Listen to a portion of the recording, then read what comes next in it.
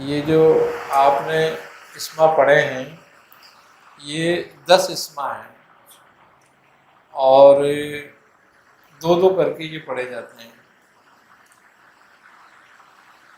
اسی ترتیب سے کہ فجر میں 2 اسم پڑھے جائیں هو الحی القیوم،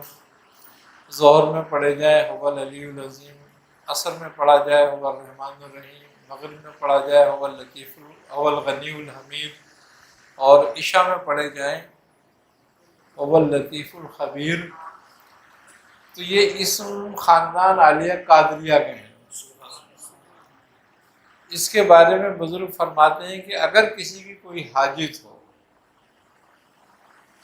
چاہے وہ پہاڑ کے برابر ہی ہو، تو جو ان اسما کو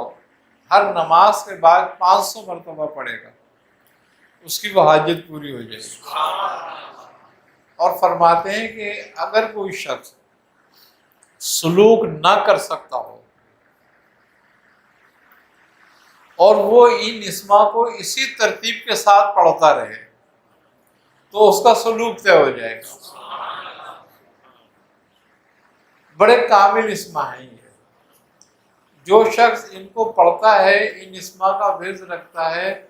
بزرگوں نے اس کو 1000 مرتبہ فرمایا ہے، 500 مرتبہ بھی فرمایا ہے، 100 مرتبہ بھی فرمایا ہے، لیکن عام لوگوں کے لیے 100 مرتبہ یا ہمیشہ اپنے ورد میں رکھیں تو کوئی بڑی مصیبت، کوئی بڑی بیماری، کوئی بڑی پریشانی کبھی نہیں آئے گی۔ اور اگر کوئی وارد ہو جائے